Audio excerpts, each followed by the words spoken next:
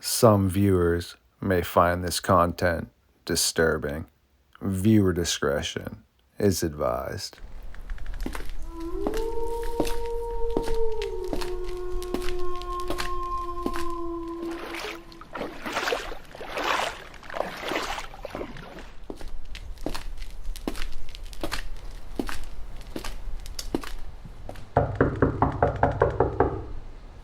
The Cryptid Huntress, Jessica Jones, one of my good companions and sidekicks when it comes to figuring out what is going on with a Dogman. It is always excellent to team up with you for Midnight Lycanthropy on StarFox Radio.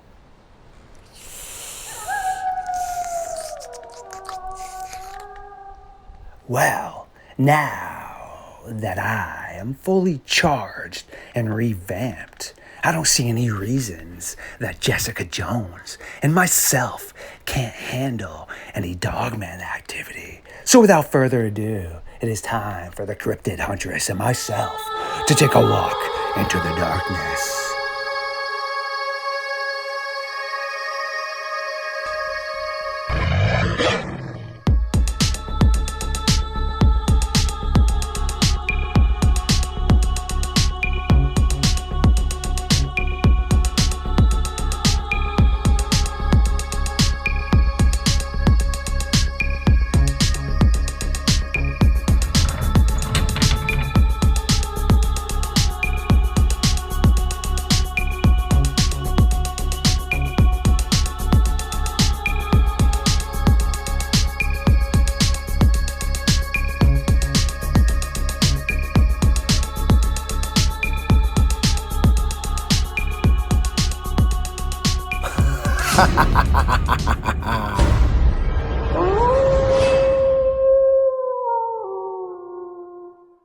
My creatures of the night, yes, welcome back once again to another episode of Midnight Lycanthropy here on StarFox Radio. The Cryptid Huntress, aka Jessica Jones, is once again rolling into the Fox Den to help us figure out what in the heck is occurring across the globe with the Dogman. JJ, what's good? How are you?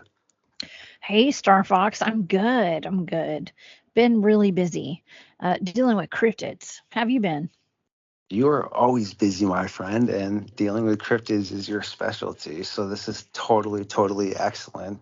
Yeah, no, I've been really busy myself as well, talking to some great people such as you, Harley, and many others, and just trying to get a bunch of great content that has been in the oven presented to my channel just because I have been absolutely stalking out the late night hours, putting in the work, but I will get caught up sooner than later. So I feel you, my friend. Oh, yeah. You've been a machine putting all those shows out and all your content. And as a matter of fact, I talked to Harley recently. I had him on my channel and I did an interview with him and we chopped it up a lot. We have a lot in common when it comes to the boots on the ground field research out there. So he's a really good resource to have up in Tennessee. Yeah, no, totally. Harley is the man. And I always try to collaborate with him as much as possible. He is just like yourself, a bi-weekly host. Sometimes he pops on weekly, which is excellent. But yeah, no, he's always churning out some really interesting and really cool content as well. And he, like yourself, gets deep out there and the terminology, hands-on, boots on the ground. You both are troopers for sure. So this is great. Yeah. Well, speaking of getting out there, I had spent the past week down in Florida doing a disclosure conference. And so for most people, when they hear the word disclosure, they think of UFOs and aliens being talked about, maybe giving us some breadcrumbs as to there actually being UFOs and ET life on our planet. But a lot of times I speak at these conferences and I'm the only cryptid person there, the field researcher that's actually dealt with Bigfoot and Dogman. And so I was down there opening minds to the Bigfoot and the Dogman phenomenon here in the United States and all over the world. So that was a really cool experience. And I think it's super important as field researchers, anybody who's listening to this, it's important for everybody to get out there and speak in publicly about this stuff. If you get a chance, if you're comfortable doing it, go to conferences, speak at public libraries. Just get out there to inform the public of what's really going on out there. Great and well spoken. And yes, no, I do at some point would like to try to get to some of those type of conventions, but I stated at the moment have just for weeks been in the Fox dungeon trying to just get caught up. And once Doug Highcheck reboots Monster Quest, he wants to have me go around New England and sit down and interview and interact with people that are having quality Dogman encounters. So maybe I'll be able to stop into some more of those once that happens in the future. But that's so cool. Yeah, you're always popping around at all those. So that went pretty well for you. It did. And I always find it interesting that so many people that I meet who I've never met before in person come up to me to tell me about their personal encounters with things that they believe could be werewolves and dogmen and Bigfoot and other stuff too. They're not exactly sure what they experience, but yeah, it never fails. Every conference that I speak at, every festival that I go to, any event that I'm at, I just get inundated with people, strangers. A lot of people, they do know me from watching my shows, but they come so they can tell me their stories about their encounters that they've had. So I just think that it's important, especially people who are researchers, people who even have podcasts and stuff, or just have an interest in Bigfoot. Let's get out there and talk about it more, because so many more people are experiencing these things right now, and it's people are just looking to talk to other people about what they've experienced. Again, preach, Miss JJ, for sure, 100%. And that's why I try to churn out as much quality content on my podcast here at Midnight Lycanthropy as I can, getting guests on such as yourself. And it's a way for my audience and people in general that haven't even tuned in yet to really hear quality individuals speaking and teaming up. And actually, you will like this as well. We already have a science team here at the North American Dogman Project. We have our master tracker and survivalist, Nuxium, aka Brother Nature.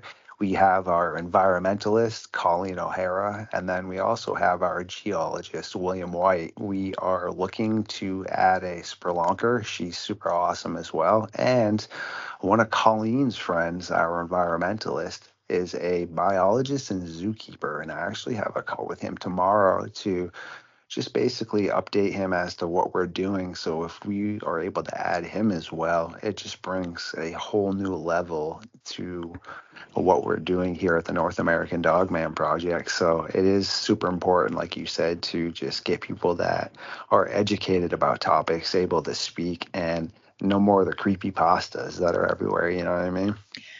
Teamwork makes the dream work. It's important to have an A team assembled when it comes to doing the research that you guys are doing, that we're all out here doing. I depend on my team, and my team depends on me. We all have our special skill sets. Everybody teaches each other skill sets too. Okay, like I've been trained in everything from combat medical training to tracking to survival skills to dowsing to remote viewing.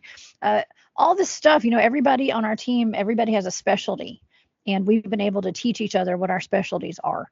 And that makes us the A team. Okay, we have wildlife biologists on our team. We have nuclear physicists on our team. We have scientists, just plain out physicists. We have all sorts of amazing people. Even intelligence officers from the Department of Defense and stuff. I mean, you name it, we've got it. Okay, and so it really does help, especially when like we were talking about, getting out in the public and talking about this stuff.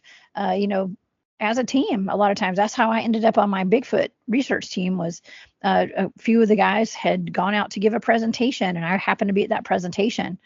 And here I am today, years and years later, talking about it, having my own podcast, having my own live shows, and hanging out with you.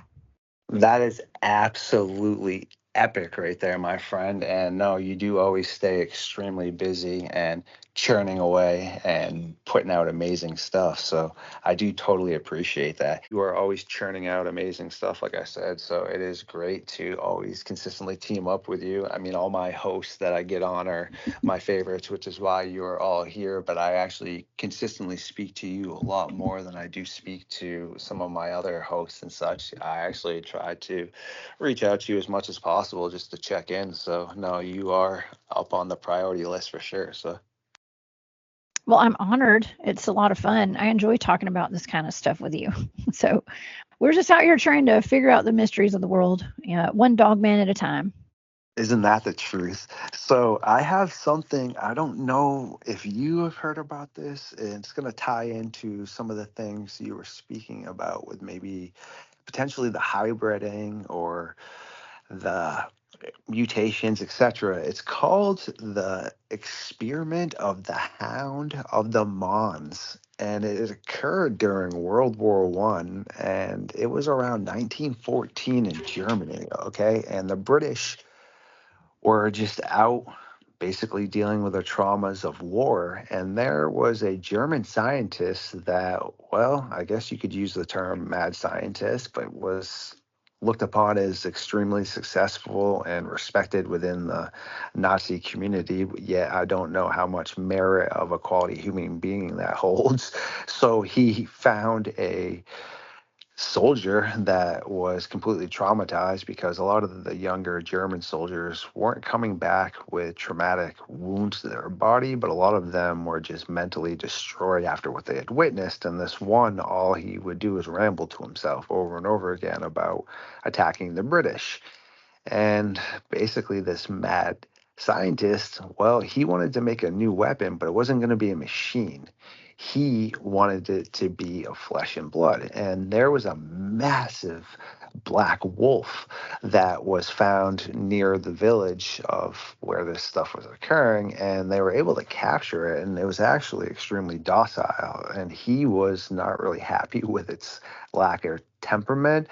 And the way this encounter unfolds is this mad scientist, well, he removed the brain supposedly from the soldier and put it into the body of this wolf. And this is, before I continue, something I've always said is that if there was ever going to be, say, a wolf man or something like that, this is the only way it could occur. Meaning, if in theory you remove the head of a wolf and put it onto the body of a man, or the man's head onto the body of a wolf, you can't not mate a human and a wolf together. It doesn't work like that. You need to be remotely in the same genome pool. Okay, you can't take a wolf and mate it with a moose, and get like a moose wolf. It doesn't work like that. But he had removed the brain of this soldier, and well, it had awoken this wolf, and apparently it understood who or what its name was, but it was just completely out of control. And right around this time, this group of British soldiers had a deployment of a well-respected individual and his platoon of like around 6 to 8 that went out and never returned. They went out and looking for him, a couple of these soldiers, and came across this guy and his platoon, and they were completely shredded to pieces. And it didn't look like it was mortar fire. It almost looked like something legit animalistic had just shredded them. And they went back, reported this. Ever since that instance, they had started seeing this black giant wolf that was watching them out on the battlefields. And apparently it continued to occur until it faded out once this war between, Germany ended.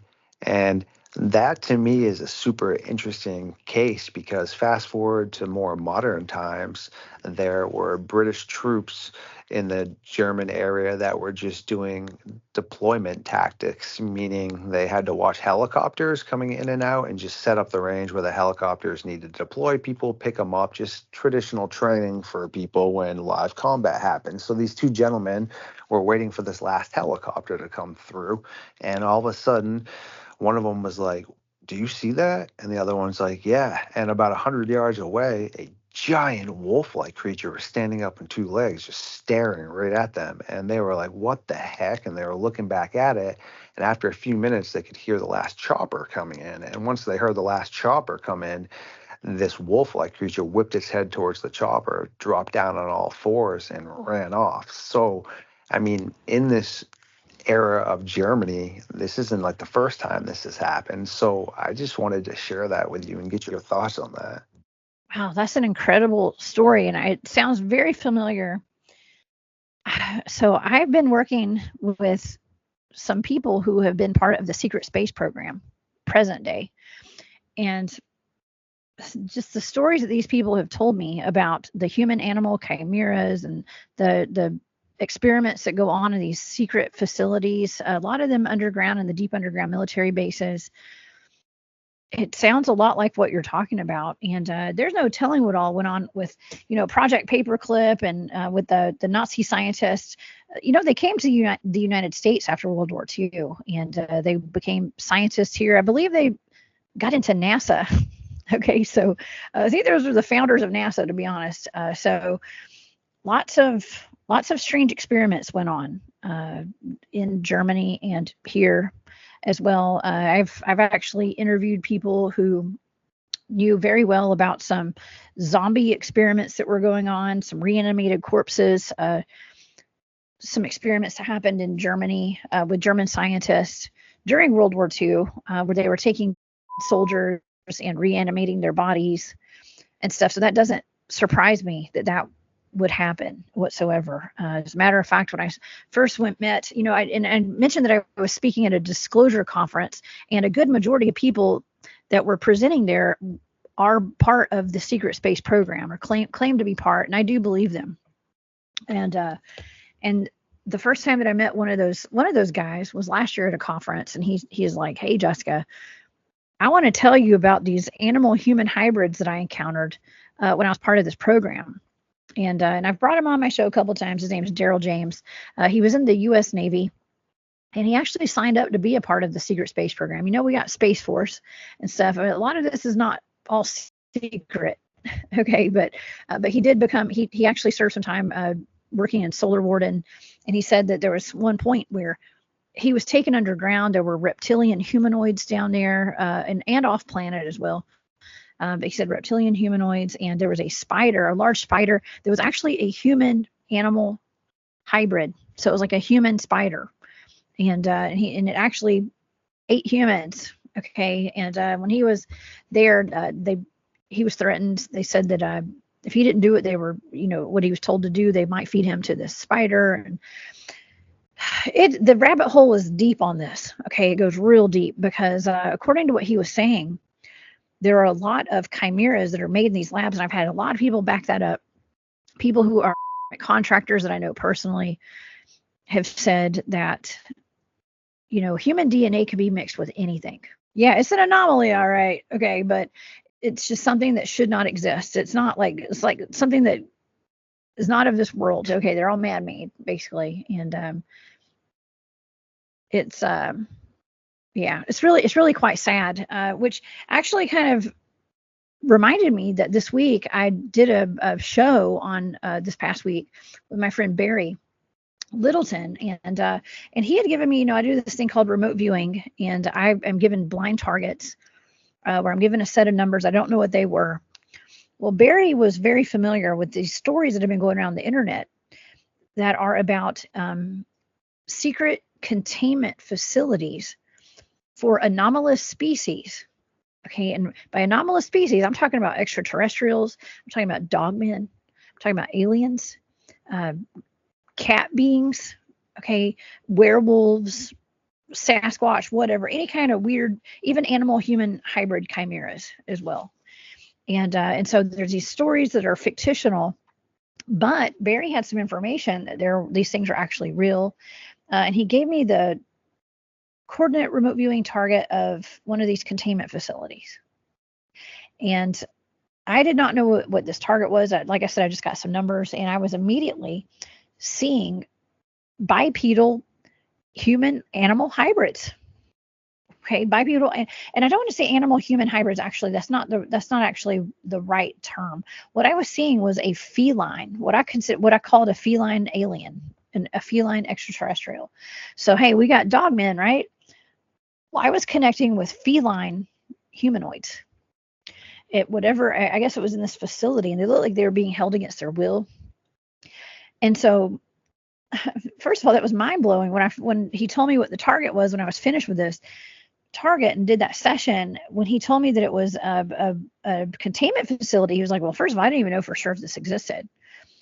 But with all this data and the fact that I connected with something that was humanoid and it was wanting to connect with me and share some information with me, says a lot. Says a lot. I do believe that there are these facilities where these things are locked in cages. I mean, I was getting data that involved hypnotism, and I was being warned to stay back because whatever it was could hypnotize me. And as a matter of fact, it's really interesting because in some of these fictional stories, that's part of the story. Okay, that some of these cryptids are able to hypnotize the people who work there, and so they have to be extra careful not to look into their eyes. So that was actually part of that data. But just think about that. I mean, I've talked a good bit on my channel about the potential of there being a Dogman encrypted breeding program. You know, we hear about that occasionally. I mean, I don't think any of this is out of the realm of possibility. None of it. I think that there absolutely could be cryptid containment facilities. If our and I've been told that our okay, or maybe just agencies, if they are, I've been told that they work with different species of cryptids, and if they do, I would assume that they're going to be in a facility somewhere, some of them, kind of like that movie Monsters Inc. You know, maybe they've got them working somewhere and they're out there to scare people when they need to set them loose to go do their dirty work. Maybe that's where they go get them from, or these containment facilities. So it's just something interesting. I thought I'd bring it up tonight because it's something that I think we should all look into a little bit more. Wow, that is straight up nightmare fuel. And it's not funny because like everything you spoke about isn't funny, but the Monsters Inc. reference is funny because I'm a super nerd and all those movies like Ice Age, Monsters Inc., A Bug's Life, I'm a huge fan of all that stuff. So that made me chuckle for sure. And no, that actually ties into something else I wanted to bring up back to the World War II and the Nazis as well is have you heard about you've definitely heard of one of them I'm going to mention because we've spoken about it before, but have you heard about the case where SS were being tormented and basically tracked by a huge woman looking wolf creature that was running all around, and they tracked it down into this area in this open field and they just smoked it, and after they smoked it they ended up leaving because something else had come up that they had to deal with. And once Hitler had figured out that they had not brought this back, he was super upset. So he had them go back, and well, sure enough, the corpse wasn't there. And they basically had these local villagers more or less reenact what was going on in that video so Hitler could get a better gist as to what had occurred. So that's another case right there. And then the Celi Nexus Rothis case, where the American infantry unit came into that small German town where there was a massive town hall that was still almost in pristine shape. And when they went inside, the lower levels were flooded and there was freshly poured cement. So after a few days, the commander was like, all right, well, he spoke to his higher ups and they're like, something is down there. The SS was here. What were they doing down there? So they called in 3 Navy specialized divers who went down. 2 of them never returned. Only their tethers came back. The last guy, when he came up, was an absolute wreck. And he said there was occult symbols all over the place, carved into the walls and floors. And while he was making his way down in the flooded levels, there were rooms where people had been disemboweled, other rooms where body parts had been ripped off. And then he came to this room where there were people with animal heads on them, wolves' heads, dogs' heads, and even a person with a goat's head. And he said he couldn't tell if it was the current of the water flowing in from the flood or if it was them actually trying to escape from their restraints. And then he came up and was dismissed, and that became that because then the infantry unit turned over that area to the British and they flattened it. So again, that is some more stuff that is pretty sinister and messed up with the Nazis that they were diving into. And it really makes me scratch my head because that is a ton of activity in Germany and with the Nazis, and we know that they were doing stuff like that. And then now, like that encounter we spoke about that is more recent, that has nothing to do with the war at all. Well, there was also another individual in the German area that was out there with his family and his 2 kids, and they usually loved the forest, but his kids were acting super strange that day, and they themselves had a weird feeling. And they came across what looked to be a huge Viking man wearing some sort of wolf skin, or so they thought. Yet, as the father approached this animal or human more, he realized it wasn't a Viking man. It was just a massive wolf like creature that had a huge, shaggy mane and what looked to be kind of like a beard and such, and almost additional fur it was wearing over it. And it leapt down and started jolting towards him, and he told his family to run. And he had a massive knife that he would carry just in his backpack for defense because I guess they have strict firearm laws over there. But either way, he chucked it in just a feeble attempt to try to get this beast to deter from what I was doing. And he actually ended up like stabbing it pretty well in the side of the face, and I guess it yelped or growled and ran off. And that's another encounter from that area. I guess he went back and got the blade and there was unknown blood on it, and he claims it was tested and came back as not anything that should have been known to the area, but it did come back as some sort of potential wolf DNA that hadn't been seen in that area for quite a long time. Super intriguing. That is intriguing. That actually reminds me of berserkers. I know you're familiar with the berserkers, right? It's kind of because you mentioned they thought it was like a Viking with like a wolf skin on it or something. But yeah, to me, sometimes I think like berserkers kind of sound like skinwalkers too, to me personally. Okay, I actually have so much in my head right now. I'm thinking also it's not only in World War II that like werewolves were used, even created. I've done some research, and from what I understand, there could have been werewolves used in Vietnam as well. Okay, and sent down into the tunnels because imagine how agile those werewolves would be, or dogmen too, and to squeeze into little holes and stuff to go down and attack the enemy, right? So I don't know. It is a stuff of nightmares. It's a stuff of nightmares, but that's what we do over here. We explore the nightmare stuff. You know what's super intriguing is now that you state that, is I'm filtering through my brain. I had a individual that I don't know if I'd call him a friend because I don't really know him like that. I just know him through Discord. He's from Brazil. I mean, he seems like a nice guy, but he was actually telling me about in Brazil, there are reports of during military times that they used these dog-like creatures to dig tunnels as well. And ironically, someone a while ago claiming to be from Sri Lanka was mentioning that in their area, again, during times of war, that they use these animals to burrow into tunnels. And then recently, I had seen someone post in a group about that being occurring in Vietnam, but geez, I couldn't even understand half of the stuff she was typing. It was just so horribly worded, and I didn't really take much into it because, not to be mean, it seemed like the individual might have been a little too much cream in the coffee for the morning. But then when I heard it from a couple other people and then yourself, I just started scratching my head. So no, that is really intriguing. Yeah, I think that. I mean, why would militaries not use something like a werewolf or a dogman weaponized? I mean, that is the ultimate super soldier. And for digging too. Okay, you don't even have to use shovels. You just send the werewolves in. Okay, send the werewolves in. Send the dog in. Tell them there's a bone down there. Okay, and yeah, and they dig away. And that goes back to the alleged Dogman breeding program, the werewolf breeding program. And this is all alleged. We don't know for sure if these things exist, but if they do, they have, from what I understand, they have trainers, okay, that train these creatures from the time they're born, and they're trained. They have handlers and all that. So of course they train them to go down there and be like the best weapons that they could possibly make of them, like soldiers.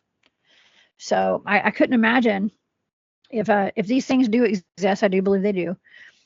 Why wouldn't they be used as the ultimate weapon? Again, preach, makes sense. And all I can think about is Chris Pratt in Jurassic Park with Blue and the Raptors, with somebody training a bunch of DMs and then just rolling through the forest with like a pack of dogmen on like leashes with computer chips and all this stuff set up to them. That'd be straight up gnarly for sure right there. And no, I mean, it's all mind blowing for sure. And it's just really interesting to try to process. And yeah, of course, if something is available, it's going to be used to the advantage point. And I mean, wolves like to, they dig burrows as well, not so much as coyotes and foxes, but usually coyotes overtake a burrow that was dug out by something else, like a badger or a fox or an abandoned one by a bear.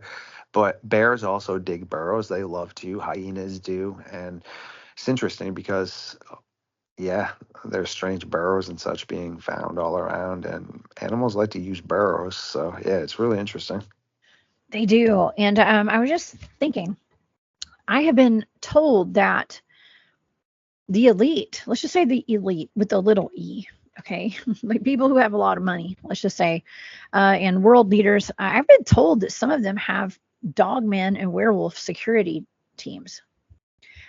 Okay, now I'm waiting for the day to get my own dogman security team. I'm waiting. It'll happen one day, maybe. Who knows?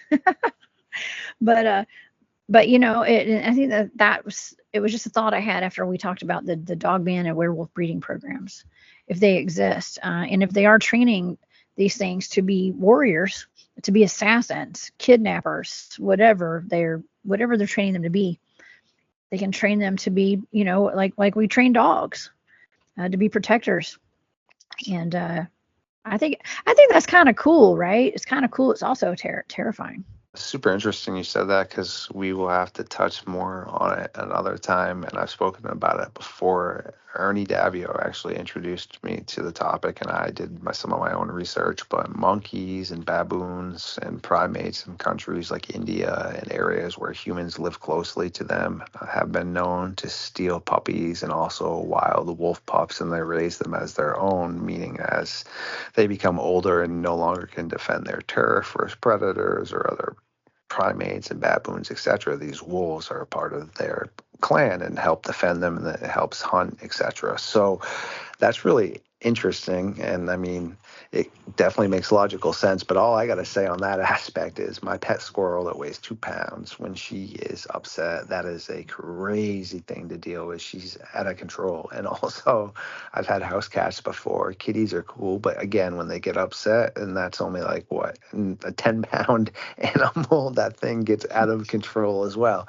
And like the neighbor has a cool little puppy. I mean, she's about 1 year old, but I go over and say hi to her. Man, she got so much energy. And you're like, holy Christmas trees. Now imagine being in the proximity of something like a apex predator, like a tiger, a bear, or a dogman. I don't know. I mean, I love my pet squirrel. I love saying hello to the neighbor's dog, of course, but animals are still unpredictable. Even if you live with an animal, you still can't fully know when it's going to react, meaning there's been times where I'm looking at my squirrel thinking that she just wants me to bend down and pick her up, and I go to, and then she just jumps up at my face. Like, oh, geez, well, why didn't you jump up? You know what I mean? I would love to have an attack squirrel on my squad. Man, I need to go train a squirrel too. I tell you, I've got a big old German Shepherd though. I actually had her in my car today, in my truck, and we went to a drive-through to get some lunch. And the ladies working in there were shocked. They were like, "I didn't know German shepherds got that big." They were asking me if she was a wolf. Actually, like the whole store came out to the window to ask to see the wolf in my back seat. Yeah, so I'm cool. I do have security detail that does involve a wolf. Okay. Yeah, see, I'd much rather have that. I mean, don't get me wrong, I love my squirrel, but that's kind of like, in Conan the Barbarian. I mean, he could defend himself, but then he had the two ferrets. I mean, they're not really doing much for you besides like maybe crawling through a small area and like chewing through some rope or something to release a gate, etc. But yeah, at Oh, least you have some protection. So yeah, never underestimate. I mean, those little jobs are important too now. Okay. They're important too, as long as they can distract. Okay. Even if they can distract long enough for you to get a weapon or something, that's good too. You got to have a good strategy down and train no, those it's squirrels true. right. Well, I mean, the Right. squirrels, I don't know how much you ever get to see them play around, but some of the neighborhood ones come over, and squirrels definitely know some kung fu. You should watch them when they attack each other. They jump up with their feet all forwarded, and they're like yeah, little kung fu squirrels. So it's definitely super funny. But, well, I do appreciate always you popping in and investing time here in Midnight Lycanthropy and my product because you are super busy, but I don't just consider it my product. Every one of my hosts that comes on, I consider our product. So even though, yeah, technically I created the podcast, I mean, you're just as much involved as myself. So it's always great to get you to pop in. I appreciate it. Well, I appreciate you. I always have a good time here. We have some great conversations. So thanks for having me on. Thank you for everyone who once again stopped by for another episode of Midnight Lycanthropy on StarFox Radio tonight. If you did enjoy this episode, please like, subscribe, and share it. Feed the algorithm. And I will catch you on the next one.